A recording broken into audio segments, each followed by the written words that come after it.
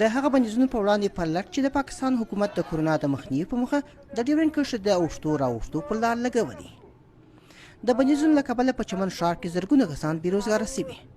د دوی د عاید یوازینۍ سرچینه د ډیورنډ کرښې دې غاړه سپین بولدک کې د ویش سوداګریز بازار دی چې له کلونو راهیسې پکښې بوخت دي. 3 میاشتې کېږي چې پر کرښه د تګ راتګ اجازه نه لري.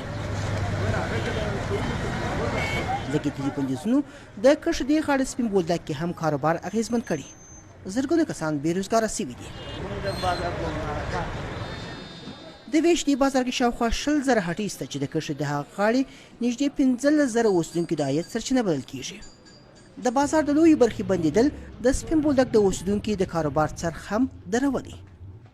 زه خپل رنګمال یم دلې په ویش کې خپل دکان لرم، خپل کاروبار لرم، کاروبار مې بند دی. په 4 میاشتې مو ولکه ورکړه پیدا کړې نه ولکه وسته چې موږ ورڅ خپل کاروبار خلاص کړو، دکانونه خلاص کارونه نشته.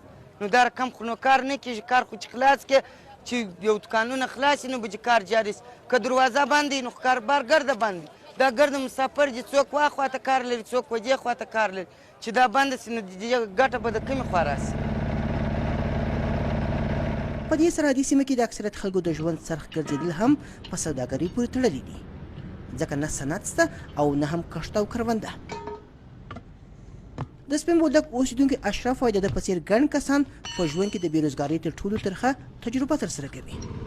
مخ په ورځ کې لک پیسې کېده، 80,000 کې دي، 2 لک کې دي، 1.5 لک و 10,000 15,000 15,000 10,000 د ورځې داسې څه نه وي.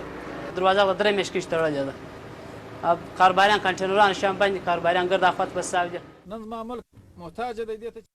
د چمن او سپین بولدک ترمنځ دا دروازه چې پاکستان د دوستۍ نوم ورکړي د تېرو 3 میاشتو راهیسې د کاروباریانو پر مخ تړلې ده. د رسمي شمیرو له مخې په عادي وضعیت کې پر دغه دروازه شاوخوا 45,000 کسان تګ راتګ کوي. 15,000 یې لوی او واړه کاروباریان دي چې د چمن ښار څخه پولې دې غاړې ته د کار لپاره راځي. سپین بولدک ولسوالۍ کې سرحدي چارواکي وایي چې پاکستاني سیالان یې پر خپلو ژمنو عمل نه کوي. دلته موږ یو سرحدي ګمرک لرو په دې صفري نقطه کې چې زیاتره کاروبار چې هغه پاکستانیان یا خلک چې د چمن خلک دي تجار دي. ما خپل هم دا پیشنهاد ورته وکړي ځکه چې د دوی منشیان دي یا دوی د مالدار خلک راپرېږدي چې دلته د خپل مالونه ته یې مراحل کړي په وخت زمان سره، خو هغه هم دوی نه راپرېږدي. د ویش ډالر د افغان سوداګرو د سوداګریز توکو لپاره تر ټولو ارزانه او اسانه لار بلل کېږي. کندهار کې سوداګر وایي چې د کورونا وایرس د مخنیوي په موخه د چمن او سپین بولدک ترمنځ دروازه باندې د پاکستان د لوري د بندیزونو له کبله په تېرو 3 میاشتو کې هیڅ ډول صادرات هند او پاکستان ته نه دي کړي. سوداګر وایي خو برعکس پاکستان د خپلو کورنیو محصولاتو د رسېدو سره سم بندیزونه لرې کړي او په یو طرفه توګه هره ورځ د ویش دروازې د لارې لسګونه ګاډي افغانستان ته راوړي، ولې بیا هم افغاني محصولاتو ته د ورتګ اجازه نه ورکول کېږي.